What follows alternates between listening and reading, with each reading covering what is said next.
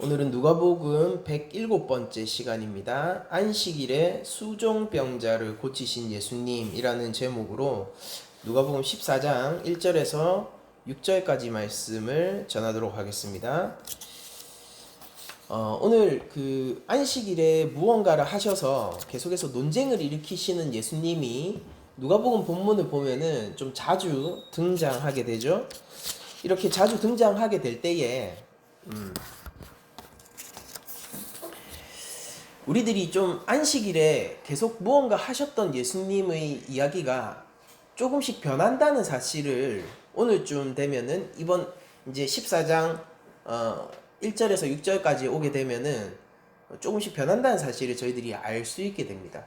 그래서 한번 저희들이 이전에 있었던 안식일에 논쟁이 될 만한 예수님의 사건들을 직접 좀 찾아보고 오늘 본문을 봤으면 좋겠는데요. 먼저 저희들이 좀 보기 원하는 게 누가복음 6장 6절 이하 말씀입니다. 우리 다 같이 한번 찾아보시죠. 누가복음 6장 6절 한번 찾아보시고 제가 대표로 읽을 테니 그 본문을 여러분들이 눈으로 한번 쫓아가시면서 지난 본문들을 한번 다시 한번 기억에 떠올려 보시기를 바랍니다. 누가복음 6장 6절 이하입니다. 제가 한번 읽어보겠습니다. 눈으로 쫓아주시기 바랍니다. 또 다른 안식일에 예수께서 회당에 들어가사 가르치실세 거기 오른손 마른 사람이 있는지라 서기관과 바리새인들이 예수를 고발할 증거를 찾으려 하여 안식일에 병을 고치시는가 엿보니 예수께서 그들이 생각을 아시고 손 마른 사람에게 이르시되 일어나 한가운데 서라 하시니 그가 일어나 서거늘 예수께서 그들에게 이르시되 내가 너희에게 묻노니 안식일에 선을 행하는 것과 악을 행하는 것, 생명을 구하는 것과 죽이는 것, 어느 것이 옳으냐 하시며 무리를 둘러보시고 그 사람에게 이르시되 네 손을 내밀라 하시니 그가 그리하매 그 손이 회복된지라. 그들은 노기가 가득하여 예수를 어떻게 할까 하고 서로 의논하니라. 이게 누가복음에 나오는 첫 안식일 논쟁의 시작 지점입니다. 그리고 저희들이 한 번 더 찾아보기로 원하는 게 13장 10절에서 17절까지 말씀이에요. 누가복음 13장 10절 이하를 한번 좀 읽어봤으면 좋겠는데요. 역시 이 본문도 안식일에 이제 회당에서 벌어지는 일을 다루고 있습니다. 누가복음 13장 10절 제가 한번 읽어보겠습니다. 눈으로 따라와 주십시오. 예수께서 안식일에 한 회당에서 가르치실 때에 18해 동안이나 귀신 들려 앓으며 꼬부라져 조금도 펴지 못하는 한 여자가 있더라. 예수께서 보시고 불러 이르시되 여자여 네가 네 병에서 놓였다 하시고 안수하시니 여자가 곧 펴고 하나님께 영광을 돌리는지라. 회당장이 예수께서 안식일에 병 고치시는 것을 분내어 무리에게 이르되 일할 날이 엿새가 있으니 그동안에 와서 고침을 받을 것이요 안식일에는 하지 말 것이니라 하거늘 주께서 대답하여 이르시되 외식하는 자들아 너희가 각각 안식일에 자기 소나 나귀를 외양간에 풀어내어 이끌고 가서 물을 먹이지 아니하느냐. 그러면 18해 동안 사탄에게 매임받은 이 아브라함의 딸을 안식일에 이 매임에서 푸는 것이 합당하지 아니하냐. 예수께서 이 말씀을 하심에 모든 반대하는 자들은 부끄러워하고 온 무리는 그가 하시는 모든 영광스러운 일을 기뻐하니라. 아멘.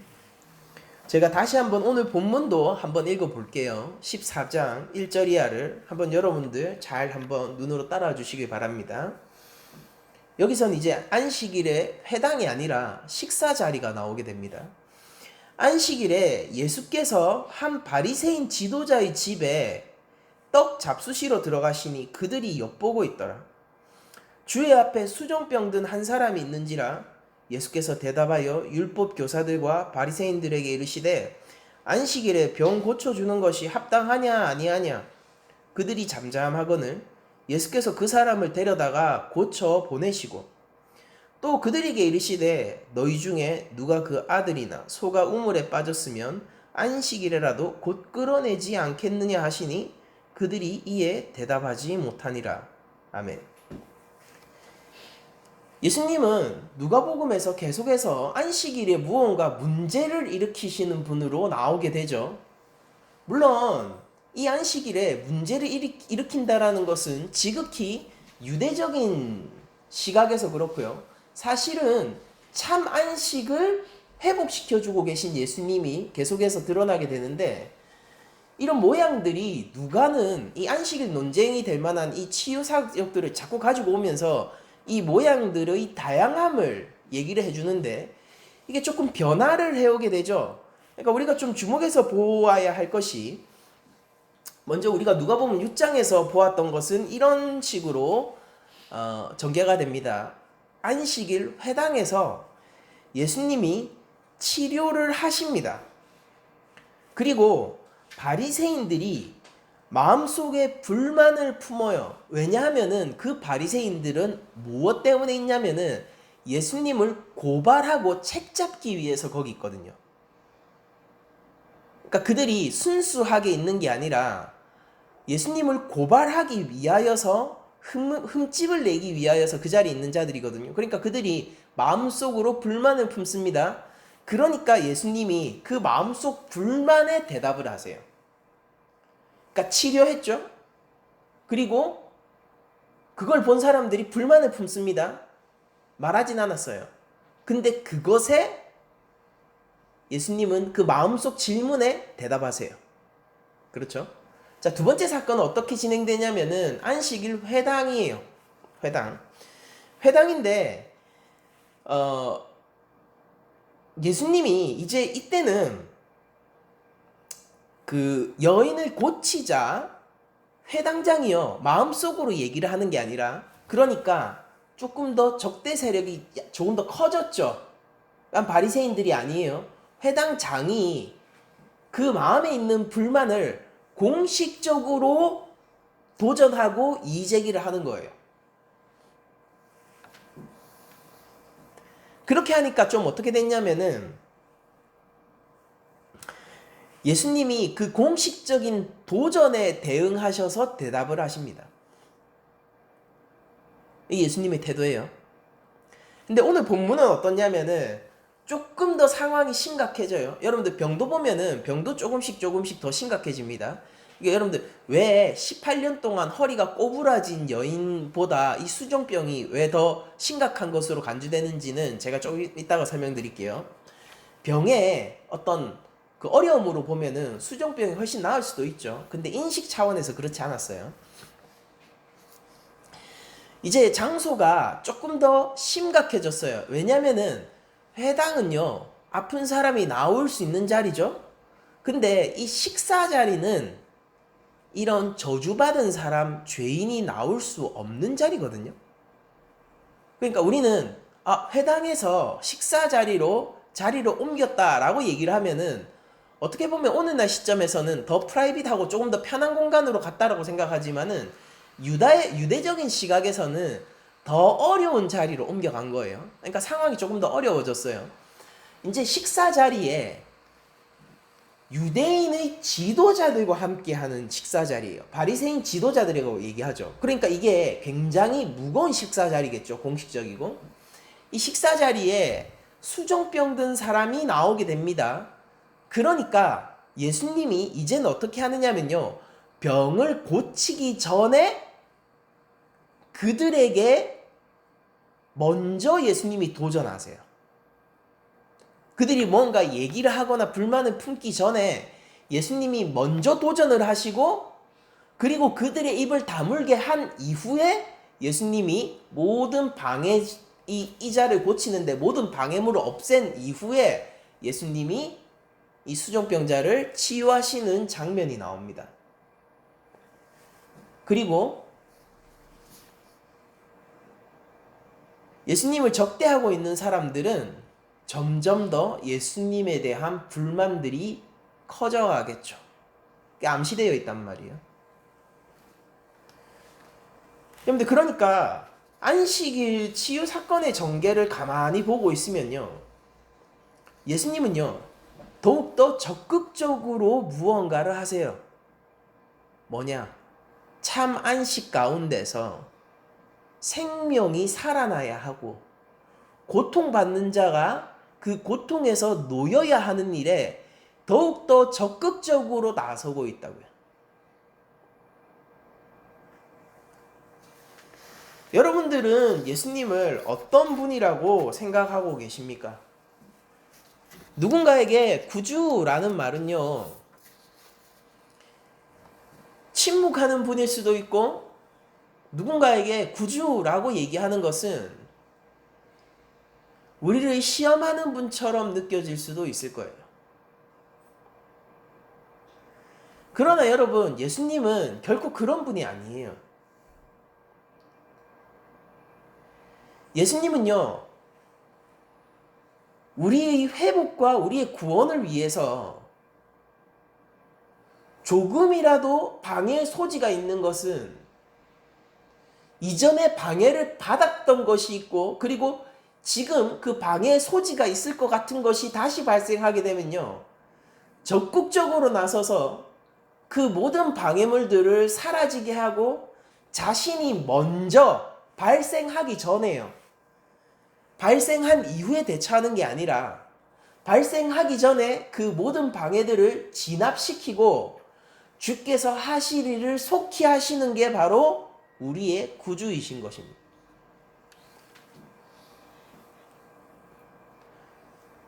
여러분들, 허리가 꼬부라진 여인은 왜 18년을 기다려야 했죠? 그게 아니에요.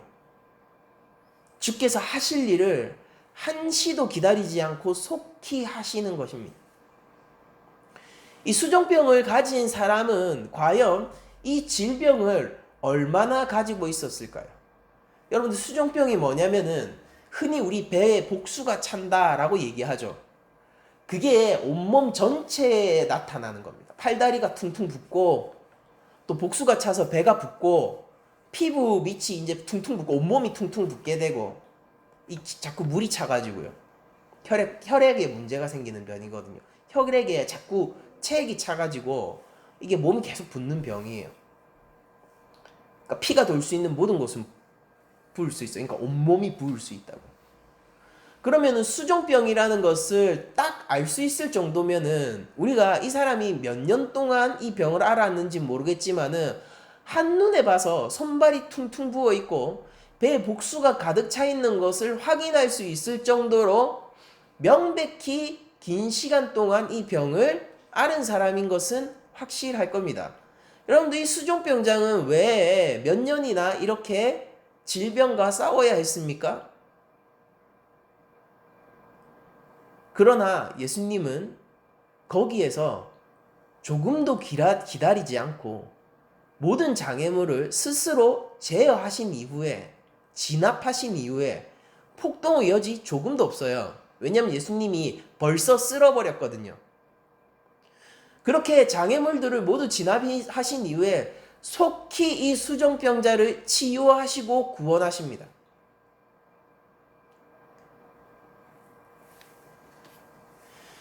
여러분들, 우리가 신앙생활을 하면서 주로 하게 되는 착각 중에 하나가 뭐냐면요, 우리의 신앙생활에 인내가 필요하다는 것이 하나님의 침묵과 인내를 견디는 것이 필요하다라고 착각을 하게 된다라는 거예요.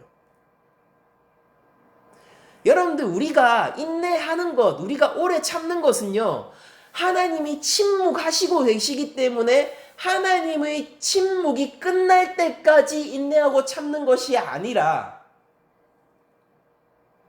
하나님이 지금 나와 함께 하시고 계시기 때문에 참을 수 있는 거예요. 여러분들, 하나님이 우리 인생 가운데서 속히 일하지 않으시고 우리의 구원과 우리의 어려움을 다루고 지금 당장 다루고 계시지 않다면은 여러분들 어떻게 인내하실 수 있습니까? 어떻게 참을 수 있겠어요? 그런데 사람들은 때때로 이렇게 생각한단 말이죠. 하나님이 침묵하고 있기 때문에 하나님이 응답할 때까지 내가 하고 참는다, 이렇게 생각을 한단 말이에요. 그런데 예수님은요, 우리가 흔히 내가 그 꼴은 못 보겠다, 이렇게 어른들이 얘기하시죠. 내가 그 꼴은 못 보겠다. 그러니까 뭔가 있으면 안 될 일을 한번 경험한 사람은요, 또 같은 일이 일어나려고 할 때, 내 진짜 그 꼴은 못 보겠다 라고 하면서 그 누구보다 먼저 달려가서 그 일을 해결하려고 합니다. 그러니까 예수님이 자신의 아름다운 신부들에게 이렇게 하는 거예요. 내가 그 꼴은 내 두 번 다시는 못 보겠다. 안식일에 잘못된 규례를 지키는 이중적인 규례를 예수님 이미 13장에서 이미 그들의 이중성을 밝히셨죠. 그런 모순 있고 이중적인 규례를 지켜야 된다라는 이유로 하나님의 자녀가 고통 속에, 아픔 속에 하나님을 찾는 울부짖음을 계속해야 하는 상황을 예수님은 그 꼴은 더 이상 못 보겠다라고 하면서 빠르게 진압하시고 빠르게 일을 하신단 말입니다.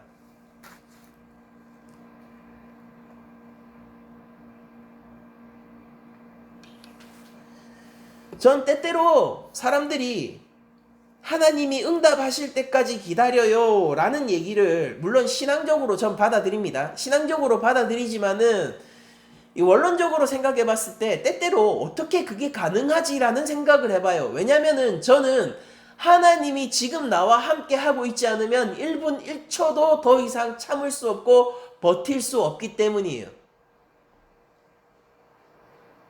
저는 무엇으로 이 믿음을 버텨야 할지 모르겠어요. 주께서 나와 함께 하지 않으신다면. 저는 무엇으로 이 공고한 삶을 버텨야 하는지 모르겠어요. 성령님이 나를 안위해 주시지 않는다면. 저는 무엇 때문에 인내로서 삶을 살아가는 것에서 찬양과 감사를 해야 될지 모르겠어요. 그것만으로 벅찬데 무슨 찬양이고 감사입니까? 우리 하나님께서 나와 함께 하시지 않는다면 말이요. 바로 지금 이 순간입니다.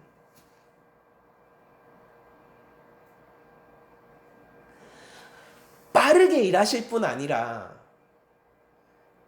내가 이 안식일 규례 때문에 하나님의 자녀, 나의 신부 교회가 똑같은 고통을 당하는 꼴은 내가 두 번 다시 못 봐 라고 얘기하시는 예수님이 우리 삶 가운데서도 동일하게 일을 하시기 때문에 여러분들은 바로 그 주님을 바라볼 수 있어야 돼요. 역사 가운데 시덥지 않은 것들로 인해서 우리의 구원과 우리의 믿음과 하나님 안에서의 우리의 안전이 위협을 받았던 적이 몇 번이나 있을까요? 우리 가운데 계신 성령님은 얼마나 이 역사 가운데서 오랫동안 그 꼴을 봐야 했을까요? 2023년을 살아가시는 여러분, 2023년을 살아가시는 여러분, 역사의 주인인 하나님이 아주 지겹도록 그 일을 다루셨어요. 앞으로도 다루실 것입니다. 하나님은 지긋지긋하세요.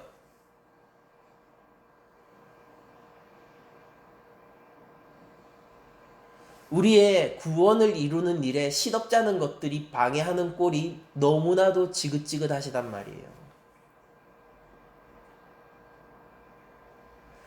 우리 삶 가운데서 일하시는 하나님이 느립니까? 우리 인생 가운데서 우리를 보호하시는 주님의 손길이 약합니까?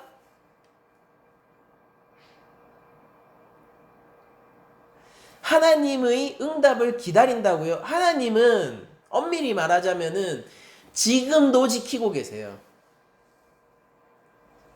여러분들, 하나님의 응답을 오래 참는 게 아니라 여러분들은요, 내 삶을 하나님 없이 참을 수 없는 자들이란 말이에요. 교회라면 말입니다. 예수님의 제자라면은 주께서 먼저 진압해 주시고 주께서 먼저 그를 품어 안아 주셔야만 그가 비로소 회복을 할 수 있기 때문에 주께서 속히 그 일을 하신단 말이에요.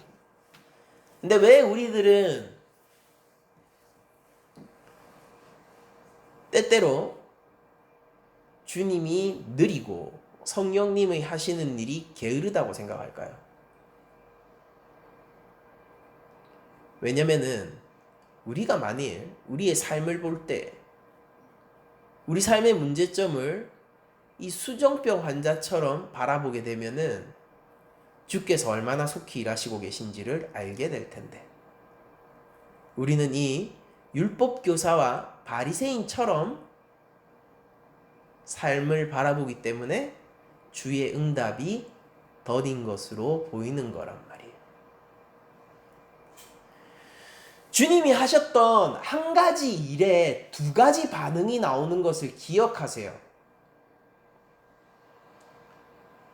여러분들 삶 가운데에서 이 한 가지 삶 가운데에서 여러분들도 두 가지 반응을 할 수 있다는 것도 기억하십시오. 바리새인과 율법교사가 되기보다 여러분은 이 주님 앞에 있는 수종병 환자처럼 반응하셔야 돼요.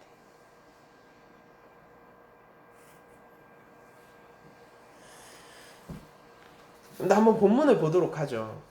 여러분들 14장 이제 들어왔는데요. 14장에 이제 꽤 오랜 기간 동안, 그러니까 24절까지 주와 함께 식사하는 것의 모티브, 식사 이미지가 3번에 걸쳐서 등장하게 되거든요.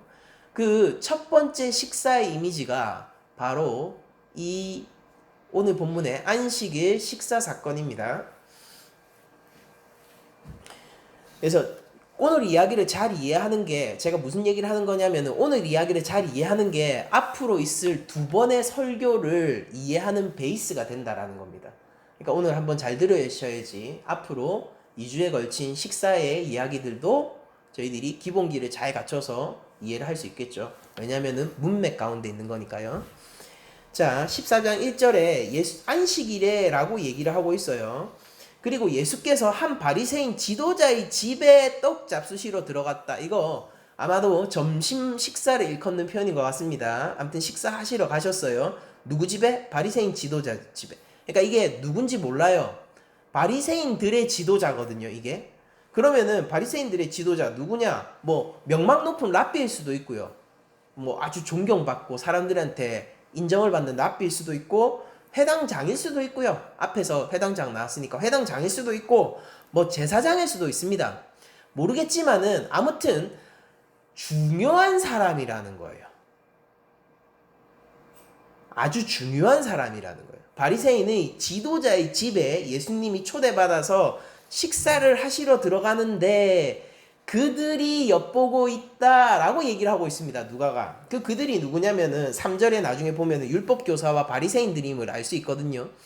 그리고 여러분들 아까 저희들이 이 안식일 논쟁에서 누가복음 6장을 보면은 예수님을 고발하고 예수님을 흠집내고 그리고 예수님이 치유 사역을 하자 아주 분노를 품은 그 사람들 있죠. 그 사람들을 떠올리게 하는 말이에요. 이 엿보고 있는 이들이. 그러니까 여기서 엿보고 있다는 게 원어적으로 어떤 의미냐면은 무언가 책 잡기 위해서요. 몰래 숨어서 아주 신중하고 이렇게 쭉 관찰하는 거 있죠. 아주 신중하게 관찰하는 그런 태도를 가리키는 말이거든요. 그러니까 이 사람들이 몰래 숨어 아주 신중하게 예수님의 행동들을 보면서 관찰하고 있는 거예요. 의도가 있다는 뜻입니다. 의도가 있다는 뜻이에요. 그럼 그게 긍정적일까요? 부정적일까요? 부정적인 의도를 가지고 지켜보고 있는 거예요. 안식일입니다. 이제 회당의 자리가 아니라 식사 자리예요. 더 크다는 말이에요. 더 중요하다는 얘기입니다. 현대인 시각으로 여러분들 생각하지 마십시오. 어떤 의도를 가지고 아주 부정적인 의도를 가지고 관찰을 하고 있는데, 주의 앞에 수종병 든 한 사람이 있는지라 라고 누가가 밝히고 있어요. 여러분들 수종병은 제가 아까 설명을 드렸는데 왜 그러면 이 수종병이라는 것이 문제가 됐느냐라고 하면요. 감기 걸린 사람이 예수님 앞에 섰으면 그게 그렇게 문제가 되진 않았을 거예요. 근데 수종병은 어떤 식으로 인식이 됐냐면요. 부정한 성관계로 인해서 생기는 병으로 인식되었었거든요. 일부에서. 그러니까 우리 그 현대 사회에도 그런 거 있죠. 뭡니까? 에이즈. 에이즈는 후천적으로 면역성이 결핍되는 질환이죠. 그리고 그거는 꼭 동성 간의 성관계가 아니라 이성 간의 성관계를 통해서도 생길 수 있습니다. 그쵸? 그러니까 그 질병 자체는 사실은 뭐 어떻게든지 그냥 그 바이러스가 우리 HIV 바이러스가 우리 몸 안에 침투해오면은 어떤 형태로든지 침투를 해오면은 그냥 그 병이 생기는 거죠. 그래서 그거를 중립적으로 생각하는 사람들도 있고, 그쵸? 그런데 또 한편으로는 이 HIV 바이러스가 확실히 역사적으로 이게 동성애 관계에서 주로 발생했기 때문에, 그쵸? 우리나라에서도 에이즈 환자의 그 99%가 동성애자라는 통계가 있죠. 그러니까 뭐 이런 얘기를 하면 이제 뭐 어떤 지탄을 받게 되는데, 저는 그냥 통계를 그냥 얘기할 뿐인 거예요. 어떤 감정을 담지 않고. 근데 그런 사태 때문에 이 에이즈라는 질병을 어떤 식으로 바라보는 사람들도 있어요. 한편에는 이거를 동성애자의 질병으로 바라보는, 성병으로 바라보는 이 시선도 하나 있다고요. 그러니까 이때 당시에도 수종병을 어떻게 바라봤냐면은 그냥 질병으로 바라보는 시각도 있습니다. 이게 문제가 생긴 거야. 그런데 또 한편으로는요, 이거를 부정한 성관계로 인해 생긴 성병으로 바라보는 시각이 있다고요. 뭐예요? 부정하다. 근데 성범죄 때문에 부정하다. 하나님 앞에 저주받은 병인 거예요. 여러분들, 정결한 유대인들은요, 죄인들과 함께 식사하지 않았죠. 여러분들, 지금 이게 어떤 상황이냐면은 안식일 규례에 음식 규례까지 같이 걸려 있는 상황입니다. 지금까지 안식일 논쟁들은 어떤 식으로 진행되어 왔어요? 안식일 규례가 걸린 상태에서 진행되어 왔죠. 그런데 여기에서는요, 안식일 규례 플러스 음식 규례가 함께 걸린 상황이 드러나게 된 거예요.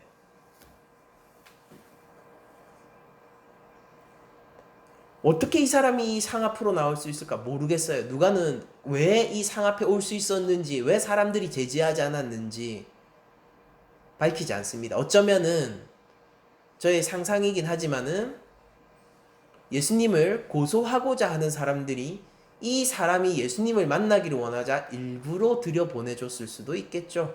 예수님을 시험하고자.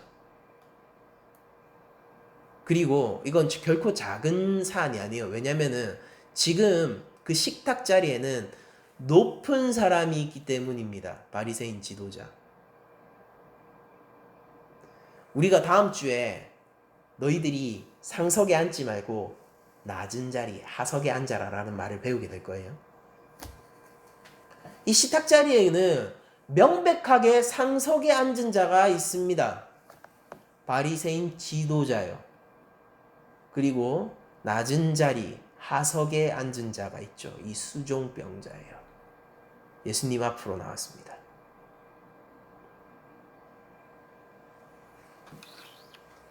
그리고 이건 저의 묵상이긴 한데 예수님은 지긋지긋하세요. 이자의 생명을 살리기 위해 예수님은 일을 하실 거고 하나님의 뜻을 이루실 건데 시덥잖은 안식일 규례나 시덥잖은 음식 규례들이 이 일을 방해할 생각을 하시니 벌써부터 지긋지긋하신 겁니다.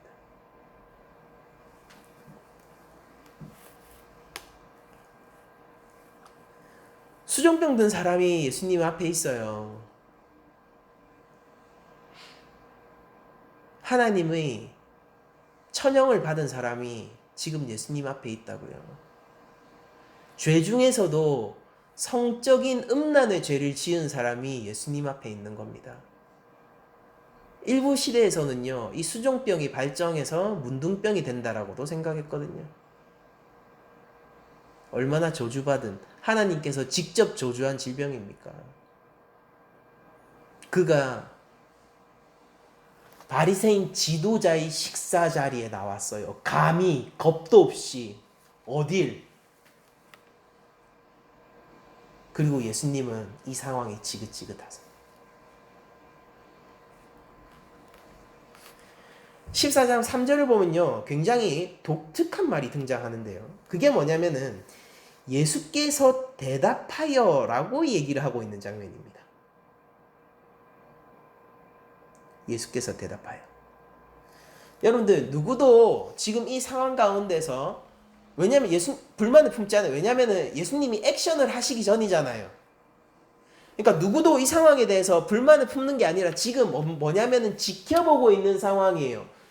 지금 엿보고 있는 상황이라고, 유심하게 관찰하고 있는 상황이거든요. 누구도 말 안 했어요. 질문하지 않았습니다. 그런데 누가는 여기에서 예수님이 질문을 하시고 계신데, 이 질문을 어떤 식으로 표현하고 있냐면은 예수님이 대답했다라고 표현을 하고 있는 거예요.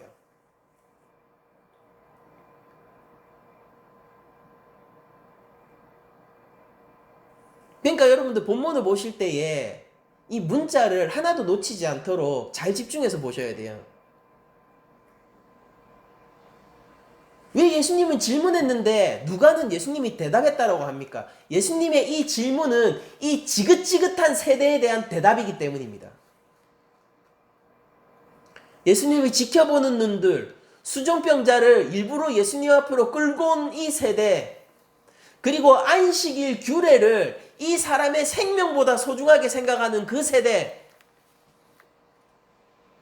이 사람의 생명을 음식 규례보다 못한 것으로 취급하는 이 이중적인 세대, 이것에 대한 대답이 바로 지금 예수님을 지켜보고 시험하려고 하는 이 율법 교사와 이 바리새인들에 대한 대답이 이 질문인 거예요.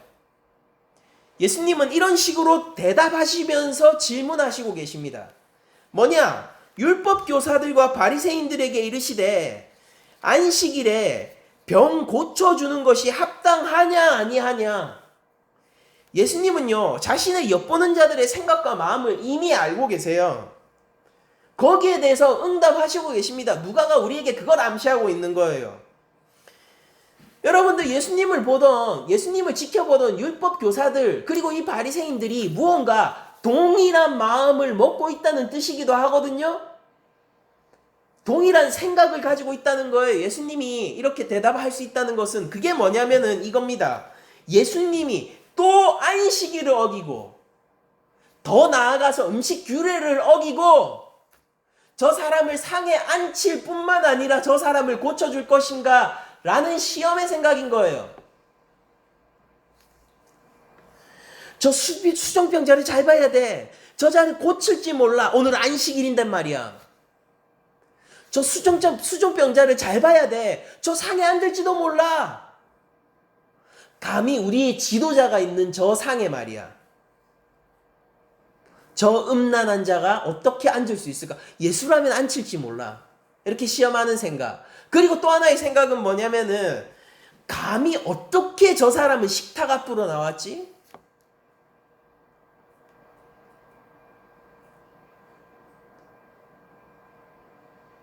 이 바리새인 지도자를 회당장이라고 한번 상정해 볼까요?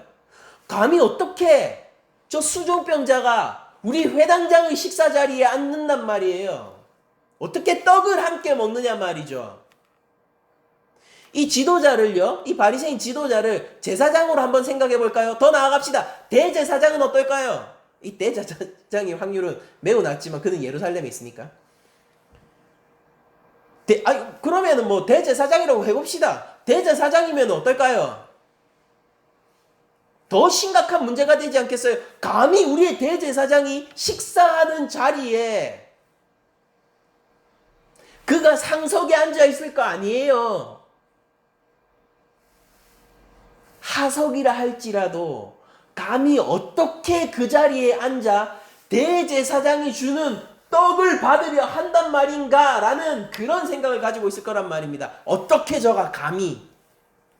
불경하다, 불경하다.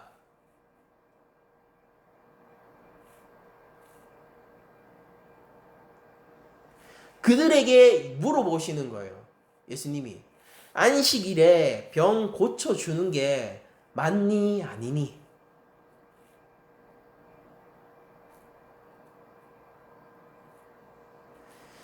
너희 마음속과 머릿속은 온갖 안대로 가득하지.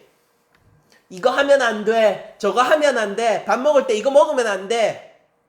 밥 먹을 때 누가 나오면 안 돼. 안식일에 일하면 안 돼. 안 돼, 안 돼, 안 돼, 안 돼. 안대로 가득하지 않느냐? 그런데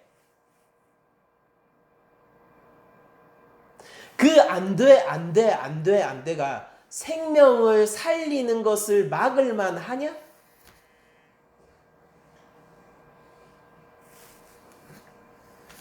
누가복음 14장 4절 그들이 잠잠하거늘 그들은 아무런 대답도 할 수 없습니다. 그리고 여러분들 알죠? 이 상황 뭔지.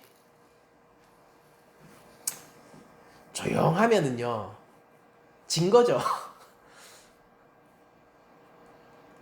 그냥 네 맘대로 해라. 우리가 아무 말도 하지 못한다는 건 어떤 거예요? 알아서 해라. 기가 찬다. 뭐 그런 걸 수도 있고요. 그래서 예수님은 그들이 아무런 말하지 않았기 때문에 그들을 진압 완료했기 때문에 이 병자를 데려다가 고쳐요. 여러분들 여기서 이 데려다가가 어떤 뉘앙스냐면은 우리가 이 데려다가가 또 헬라에서 어떤 식으로 쓰이냐면 그 범죄인들 있죠. 그거를 이 수감에 갈 때 이런 표현을 쓰기도 해요. 왜냐면은 이게 신체 접촉을 염두에 두고 있는 뉘앙스를 가지고 있어서 그래요.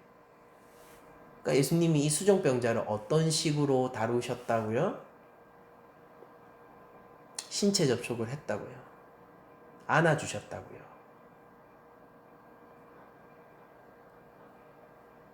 어쩌면은 그의 부어있는 부위 전체를 손으로 쓰다듬어 주셨을 수도 있어요.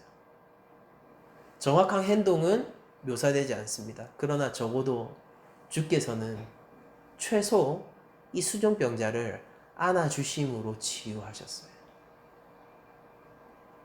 그리고 어디로 끌고 갔겠습니까? 데려다가는 그 자리에서 만진다는 뜻이 아니죠. 식사 자리로.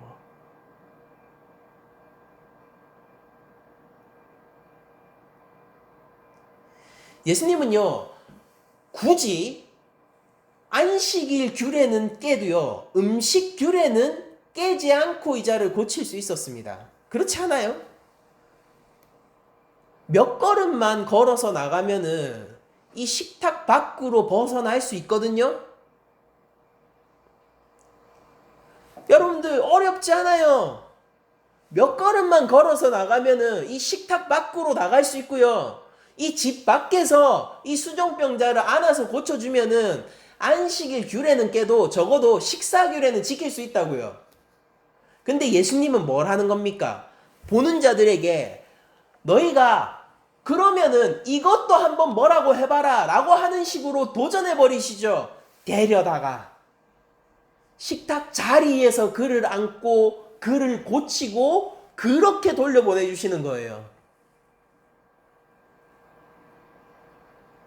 예수님이 얼마나 공격적으로 회복하시는지 아십니까? 예수님이 얼마나 공격적으로 우리를 구원하시는지 아시냔 말이에요. 예수님이 이렇게 우리를 구원하시는 겁니다. 여러분들 아무도 대답할 수 없어요.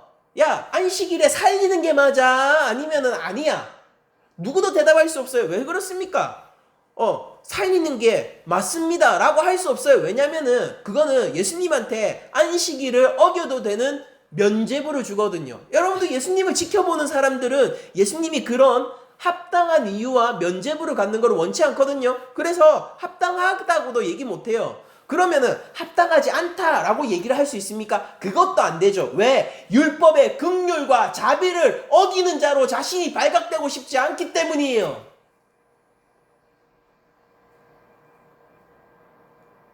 그들이 침묵이 얘기하는 게 뭔지 아세요? 그들도 알고는 있고 부끄러운 줄 아는 거예요. 율법의 긍휼과 자비가 생명을 살리는 이 일이 이런 먹고 마시고 그리고 안식일에 일하고 말고보다 더 중요한 일이라는 것을 그들도 알고 있는 겁니다. 근데 왜 그러면은 인정하면 되잖아요. 왜 인정 못합니까? 그들은 예수가 밉기 때문이에요. 이 일이 옳으냐 아니냐가 아니에요. 예수가 밉기 때문입니다.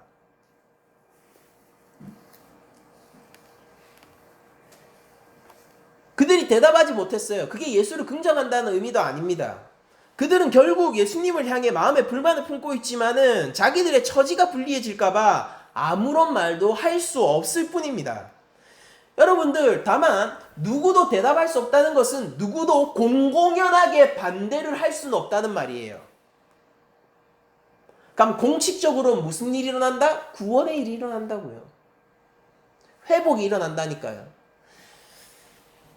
여러분들 안식일 치유 사역만큼 방해가 되고 여러분들 음식 규례만큼 예수님의 사역에 방해가 되는 일이 유대 사회 가운데 있었을까요?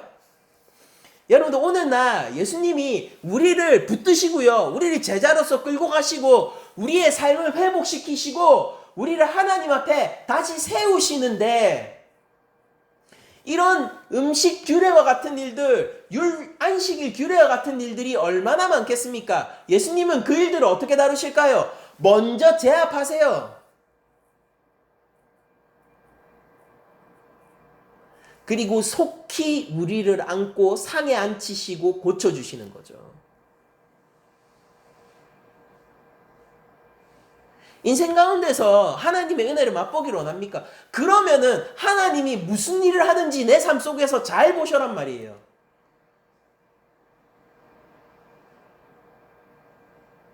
수정병 환자는 감사할 수 있어요. 예수님이 속히 하신 이 일에 대해서. 그러나 바리새인은 분을 품어요. 수치를 당한단 말이에요. 오히려. 나는 어느 쪽이냔 말이에요.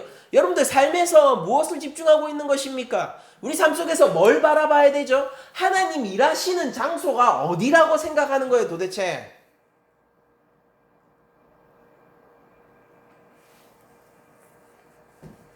하나님은 무슨 일을 주력으로 하고 계시냐고요?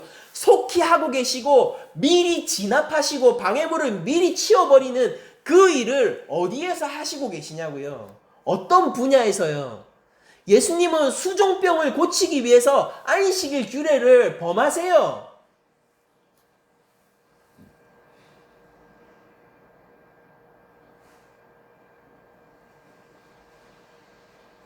수종병자는 이게 좋아요. 그러나 안식일 규례를 지키고자 하는 사람은요, 이게 마음에 안 들어요. 여러분들 삶에서도 똑같습니다. 여러분들 삶의 안식일 규례 뭡니까? 한국교회 일반의 얘기를 해볼까요? 돈이요, 돈. 정치고요.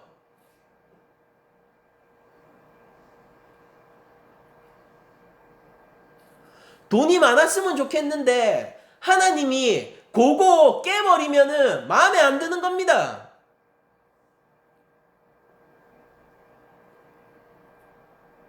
정치와 이념이 이 사회 가운데서 뭔가 내가 원하는 대로 딱 돼야 되는데 그거 하나님이 그거 만약 깨버리시잖아요. 그럼 마음에 안 드는 거예요.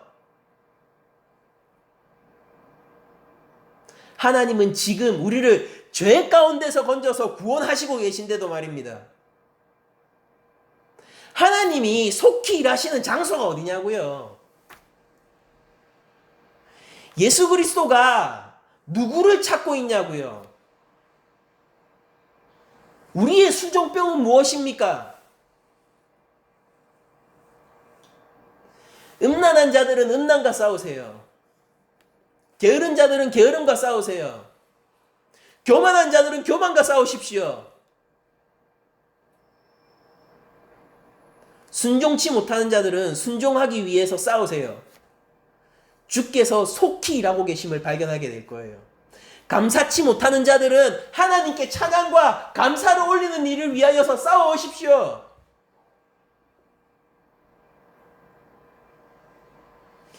하나님이 일하시고 있는 장소를 봐야지 그게 하나님이 빨리 일하시고 계신가, 나에게 응답하시고 계신가를 느끼는 거지. 하나님은 신경도 안 쓰고 있는 거를 자꾸 붙들고 있으면은 하나님이 응답을 한 해 만에 이런 얘기가 자꾸 나오는 거 아닙니까?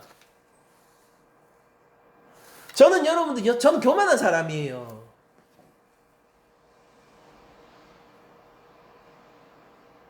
제 설교자의 어떤 저를 설교자로 세워감에 있어서 제일 제가 방해되는 게 교만입니다. 금요일날 선혜자매님과 얘기를 하면서 잠시 나누기도 했었던 얘기인데, 저는 교만한 사람이에요. 목이 곧은 사람이에요. 저는 제 영광을 돌리는 게 즐거운 사람이란 말이에요. 지난 6년의 세월을 보면요, 하나님은 속히 일하시고 항상 일하시고 계셔서 저의 고개를 늘 꺾어 놓으세요. 저의 고개를 꺾기 위해서 하나님은 저를 수치에 빠뜨리는 일을 아무렇지도 않게 시전하세요. 그래서 저는 하나님을 믿고 따릅니다. 그게 하나님께 제가 감사를 하는 제목이에요. 예수님은 수정병 환자를 고치고 있거든요. 안식일은 신경도 안 써요. 음식규래요. 일부러 깹니다. 보란 듯이요. 여러분들 바라는 게 뭐예요? 인생에서 바라는 것이 음식규례입니까? 여러분들이 바라는 게 안식일을 지키는 거예요. 예수님은 만약 그런 자가 있으면 그 사람은 수치에 빠뜨릴 거예요. 다음 구절 읽어봅시다. 5절. 또 그들에게 이르시되 너희 중에 누가 그 아들이나 소가 우물에 빠졌으면 안식일이라도 곧 끌어내지 않겠느냐 하시니. 예수님은 이미 그들을 진압하셨습니다. 그들의 입을 막으셨죠. 그런데 예수님은 거기서 만족하지 않고 한 걸음 더 나가십니다. 왜요?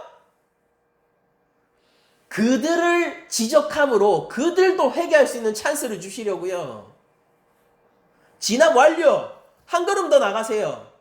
그들을 까발립니다. 어떻게 해요? 야, 너 우리 10장장에서는 짐승 얘기만 나왔죠? 근데 이제는 더 나아가서 이걸 더 중대하게 여기시는 예수님이 나오는 거예요. 아들이나, 야, 네 자녀나, 소가 우물에 빠지면은 안 구할 거야. 그거 안식이라도. 안 구할 거냐고요. 거기 있는 모든 사람은 알고 있어요. 그거 용납된다는 거예요. 예외적으로. 아무리 안식이더라도요.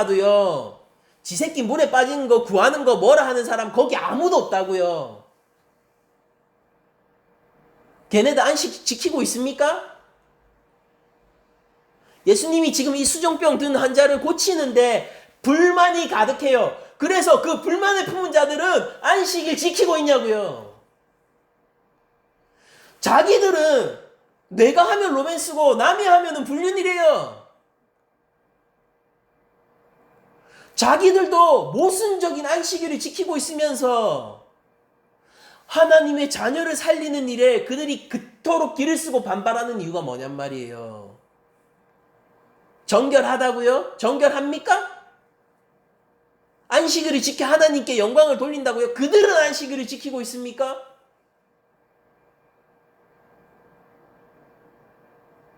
그들의 이중성은 무엇입니까?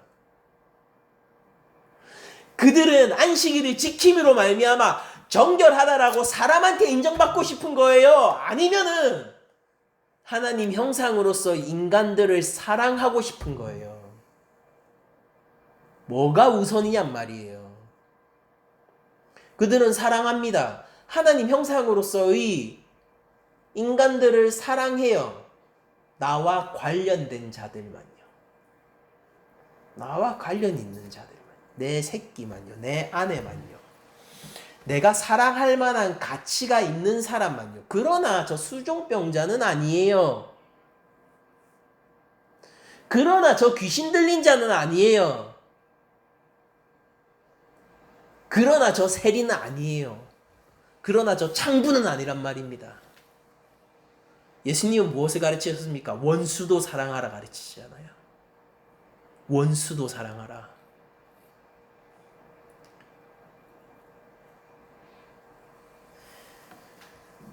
거기 있는 모든 사람들은 알고 있습니다. 아, 예수님 비난하는 걔네들도 지 새끼 물에 빠지면 구할 거잖아. 소 물에 빠지면 구할 거잖아.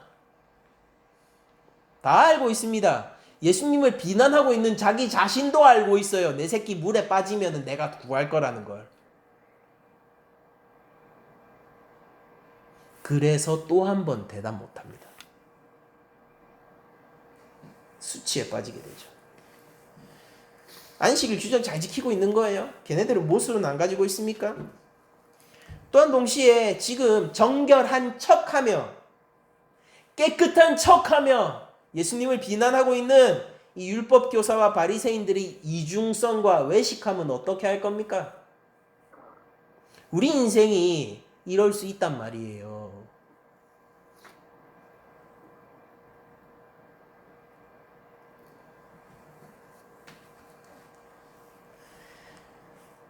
여러분들 수많은 크리스천들이요 자신과 관련된 생명은 소중하게 생각해요. 내 새끼 고통받는 꼴은 못 보죠. 여러분들 여기서 생명은 생물학적 생명 아니에요. 하나님 형상으로서의 충만한 생명력을 누릴 수 있는 흔히 말하는 인간 존엄성 같은 그런 개념을 제가 얘기하는 겁니다. 자기가 관련된 생명들은 빠르게 반응하고 민감하게 반응합니다. 많은 크리스천들이. 그런데 지금 당장 내 눈앞에 도움이 필요한 자들에게는 냉랭한 것이 또한 우리 크리스천들이죠. 왜? 나와 상관없으니까. 좀 그래서요. 이유가 뭔지 아세요? 좀 그래서요.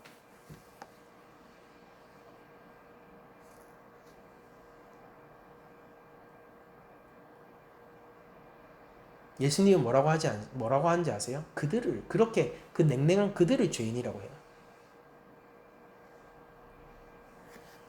예수님이 야 너희는 네 자식이나 소가 물에 빠지면 안 구하냐? 이 얘기했을 때 이 말을 통해서 무서운 진실이 드러나는데 예수님께서 드러내시는데 그게 뭐냐면은 하나님의 율법 앞에서 누가 더 차갑고 누가 더 무거운 죄인인지 드러내는 질문입니다. 하나님을 두려워하세요, 여러분. 누가복음 14장 6절 그들이 이에 대하여 대답하지 못하니라.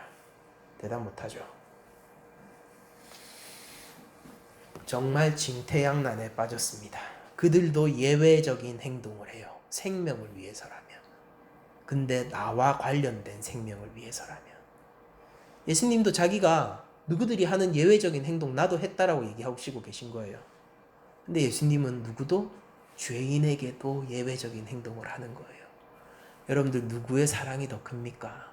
여러분들 누구의 사랑이 더 큽니까? 우리를 덮고 있는 사랑은 어떤 사랑입니까? 우리의 구주는 어떤 분이십니까?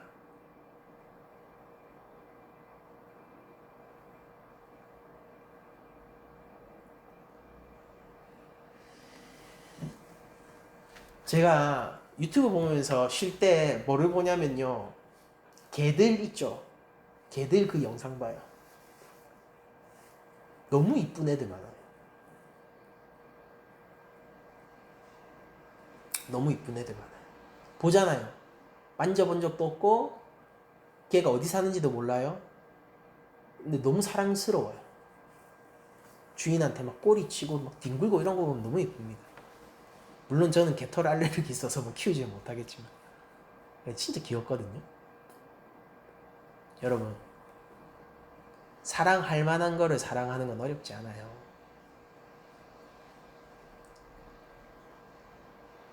그 사랑은 그렇게 큰 사랑이 아니에요. 근데 여러분 들깨를 보셨어요?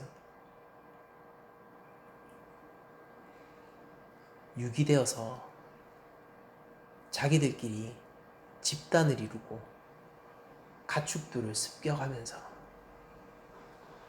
사람이 나타나면 공격하는 들깨를 보셨어요? 여러분들 제가 들깨 영상을 봤는데 진짜 무섭더라고요. 사랑할 수 없어요. 사랑할 수 없다니까요.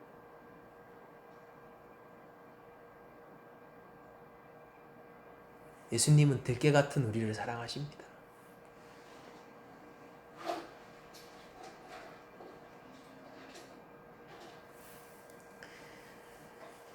하나님 앞에서 고고한 척하는 자가 누구입니까? 그는 하나님의 사랑을 받고 싶지 않은 자예요. 하나님 앞에서 순결한 척하는 자가 누구입니까?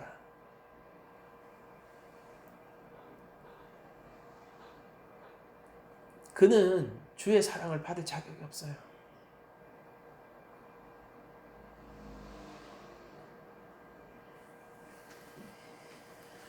아름답게 미용한 비숑 프리제, 사랑하지 말래도 사랑이 돼요. 그러나 우리의 구주는 들깨 같은 우리를 사랑하시는 분이세요. 누구의 사랑이 더 큽니까? 무엇이 진짜 사랑입니까? 원수를 사랑하라 라고 우리를 가르치신 예수님은요, 주님의 원수된 우리를 사랑하시는 분이세요.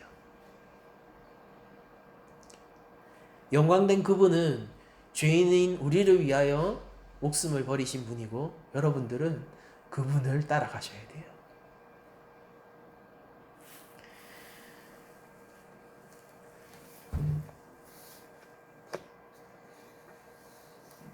여러분들, 안식일보다 더 높은 상위의 법이 있어요.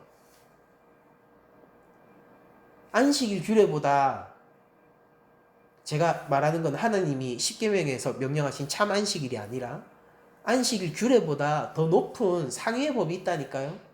그게 있으니까 이 예수님 비난하고 있는 사람들도 지 새끼는 건지는 거 아니에요? 그게 합당하게 처리되는 거 아닙니까? 적법하게 처리되잖아요. 왜? 안식일 규례보다 더 상위법이 있으니까. 그게 뭐라고요? 생명의 법이에요. 사람이 안식일을 위해서 있는 게 아니라 안식일이 사람을 위해서 있는 것이라고 안식일의 주인이신 예수님은 우리에게 가르치십니다. 여러분들, 하나님 사랑하시고 이웃 사랑을 실천하세요.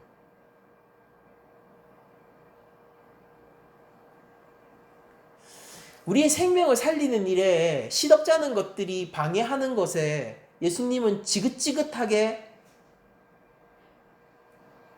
반응하실 테지만은 또 한편으로 그것도 있습니다. 하나님, 우리를 보실 때 시덥잖은 것 때문에 생명은 구하는 일에 머뭇거리는 교회를 보면서 이 교회가 한편으로는 또 지긋지긋하실 거예요.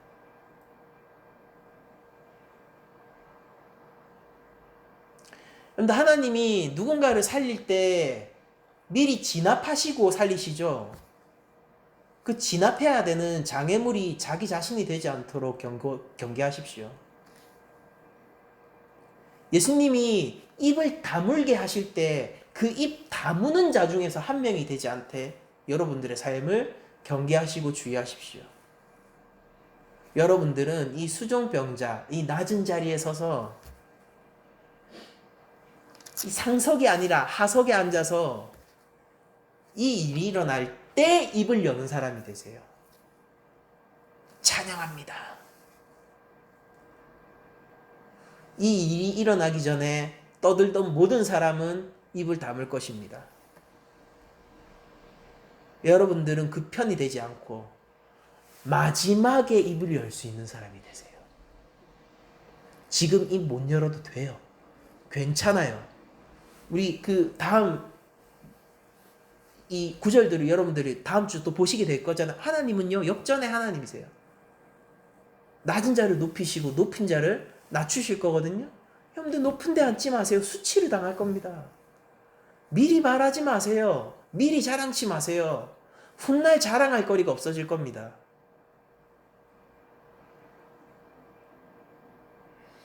들깨마저 사랑하시는 예수님의 사랑을 신뢰하세요. 죄인의 자리에 서세요. 수정병자와 함께 하세요. 거기 주님이 계세요. 지금 일 열지 않아도 돼요. 여러분들 지금 자랑하지 않아도 돼요.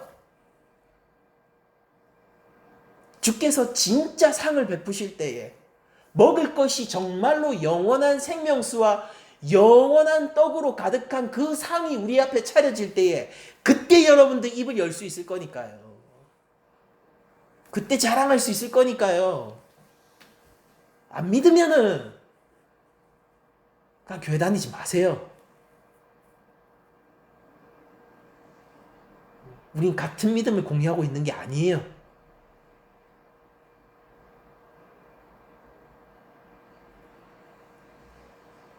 괜찮아요.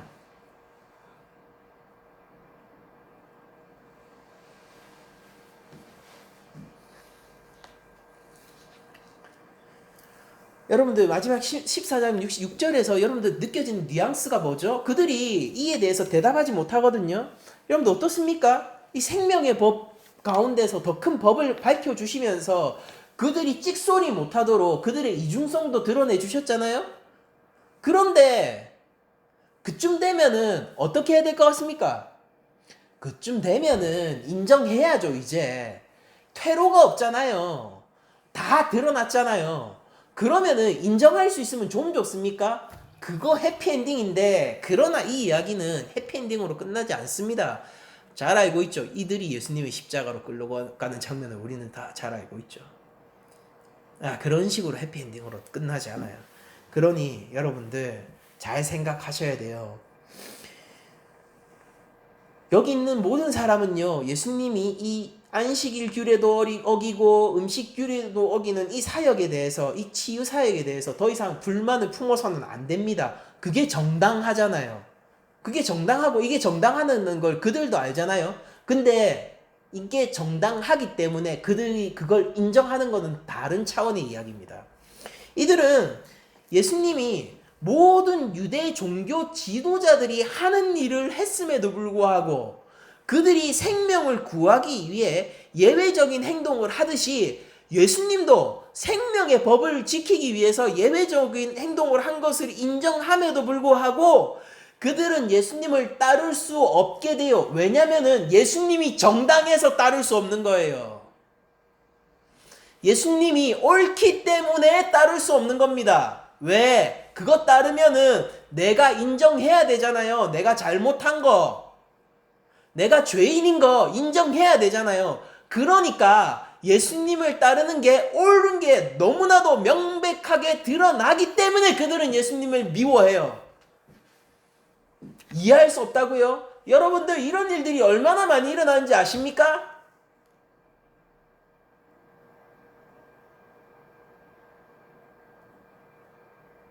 하나님의 말씀을 있는 그대로 전하면은 내가 목사 정도 되는데 내 잘못이 공식적으로 드러나게 돼요. 말 안 합니다. 은근슬쩍 다른 가르침들로 이 가르침을 덮으려고도 해요. 최악의 경우 하나님의 말씀을 왜곡하기도 합니다.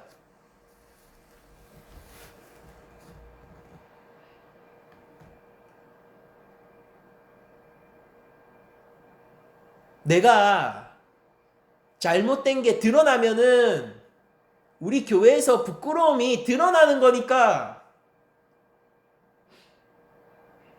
사람들은 하나님 말씀을 있는 그대로 받아들이지 않으려고 해요. 소그룹 모임하거나 할 때, 나눔할 때 은근슬쩍 왜곡을 시도하고 자기 인생도 거짓말하고 하나님 말씀도 거짓말합니다. 이런 일들이 지금도 벌어지고 있습니다. 늘 그래 왔고요. 여러분들 그러나 하나님 앞에서 정직하셔야 돼요. 수치를 부끄러워하지 마십시오. 수치를 수치스럽게 생각하지 마십시오. 약함을 강함으로 여기십시오. 나의 죄인된 가운데서 예수 그리스도를 붙드십시오. 자기를 부인하세요. 자기를 부인하세요.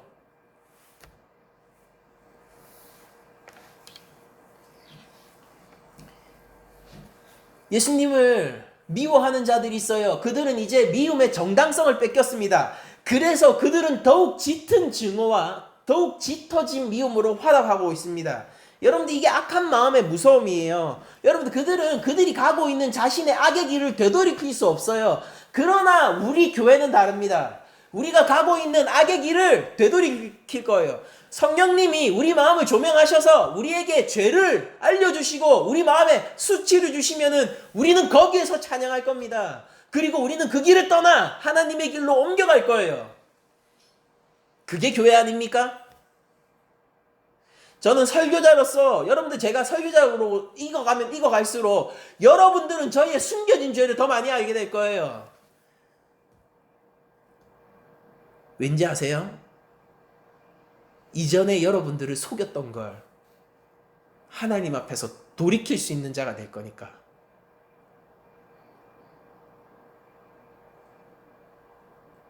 그래서 여러분들은 저의 부족함을 더 많이 알게 될 거예요.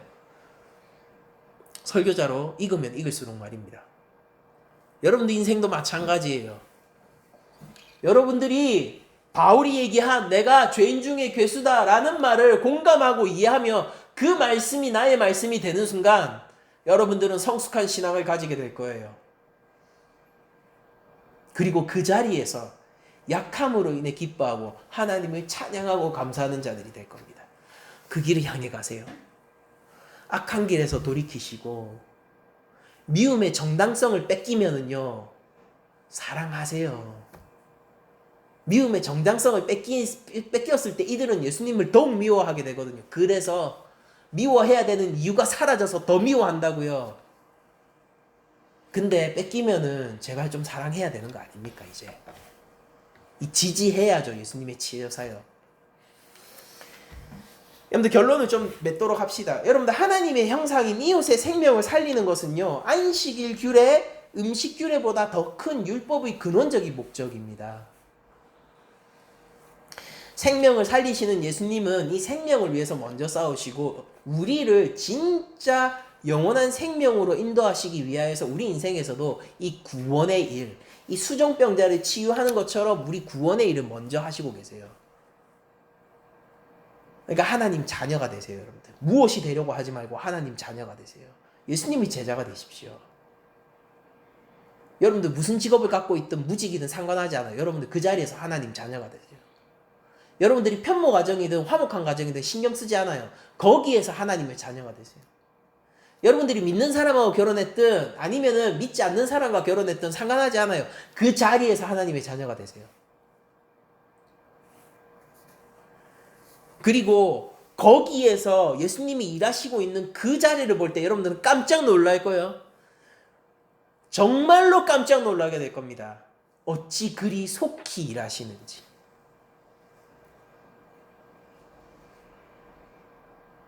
예수님이 일하시는 영역에서 여러분들이 그걸 집중하면서 살고 있잖아요. 그러면은 여러분은 하루에도 몇 번씩 즉각적인 수치에 빠질 수도 있어요. 너무 빨리 일하셔서요. 예수님이 일하고 있는 그 자리를 여러분들이 같이 바라보면서 삶을 살아가잖아요. 그럼 여러분들을 감사할 수 없는 상황에서 하루에 몇 번씩이라도 감사하고 찬양할 수 있을 거예요. 예수님 너무 빨리 일하셔서요. 예수님은 생명을 살리시는 예수님은요. 율법 규례, 음식 규례, 안식일 규례 아니요. 율법 그 자체를 완성하시면서 생명을 구원하시는 일을 우리 삶 속에서 하십니다. 그리고 기억하세요. 누구도 이 예수님의 치유를 막을 수 없어요. 예수님을 미워한다 하더라도요. 예수님을 미워해야 하는 정당성을 빼앗길 거예요. 그러니 여러분들은 처음부터 예수님 편에 서시란 말이에요. 못 막는다니까요. 여러분들 삶 속에서 회복을 가져오시는 그 예수님이 아무도 막을 수 없고 대적자의 정당성과 대적자의 미워할 이유마저도 빼주시는 분이라면은 우리의 삶이 왜 안전하지 않겠습니까? 여러분들 자기와 관련된 것에만 민감하게 반응하고 타인의 생명에 대해서는 원리 원칙이라는 핑계를 대면서 무감각한 바리새인들을 믿지 마십시오. 여러분들 그 길을 가면 결국 예수님의 제자가 될 수 없어요. 생각해 보세요. 교회의 이익에는 깊이 몰두하면서 사회 가운데 생명을 살리는 일에는 무감각한 교회. 자신의 이익에는 몰두하면서 성도의 생명을 살리는 일에는 무감각한 목사. 개인의 이익에는 몰두하면서 이웃의 생명을 살리는 일에는 무감각한 신자. 더 무서운 건 우리는 하나님 앞에서 허울 좋은 핑계들을 얼마든지 댈 수 있는 죄인들이라는 겁니다. 그러나 문제는 뭐냐면요, 그 핑계들이 나 자신에게는 면죄부를 줄 수 있을지언정 하나님 앞에서 면죄부를 줄 수는 없다는 사실이에요. 여러분들 어떻게 하시렵니까? 이제 여러분들 결단하셔야 돼요. 한 주간 살아가시면서 예수님 편에 서서 수종병자의 자리에 서세요. 인정하라고요. 들깨라고요. 우리 들깨. 우리 희망이 뭡니까? 들깨를 사랑하시는 게 예수님이라고요. 비숑 프레저인 척 하지 말라니까요. 푸들인 척 하지 마세요. 말티즈인 척 하지 마세요. 잘 다듬어진 털을 가지고 예쁘게 미용해서 주인에게 꼬리를 흔들고 있다라고 착각하지 말라고요. 주인을 향해서 이빨을 들이밀고 으렁거리며 그 재산을 탐하는 것이 바로 우리이기 때문입니다. 근데 예수님이 그런 우리를 사랑하신다고. 그 사랑에 반응하십시오. 예수님은 구원의 일을 행하세요. 여러분들 하나님의 자녀가 되는 일을 최우선으로 해서 삶을 바라보세요.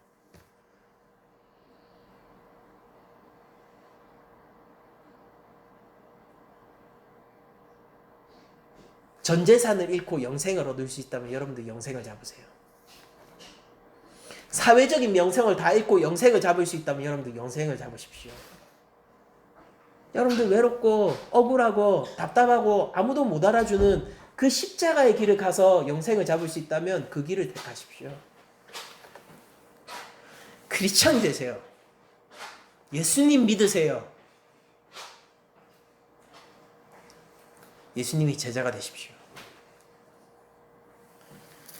여러분, 오늘 본문을 통해서 더욱 중요한 것이 무엇인지 깨닫고 예수님이 하셨던 생명과 사랑의 법 위에 우리 인생을 세울 뿐만 아니라 우리가 명망 높은 유대인의 지도자처럼 행세하지 않고 예수님의 길에 서서 예수님이 하시는 일을 찬양하고 수종병자의 자리에 서서 예수님의 회복을 입을 수 있는 자들이 되기를 축원하면서 여러분들 한 주간의 삶이 예수님으로 가득 덮이기를 바라고 예수님이 주시는 안식으로 가득 차기를 바라며 모든 말씀을 마치도록 하겠습니다.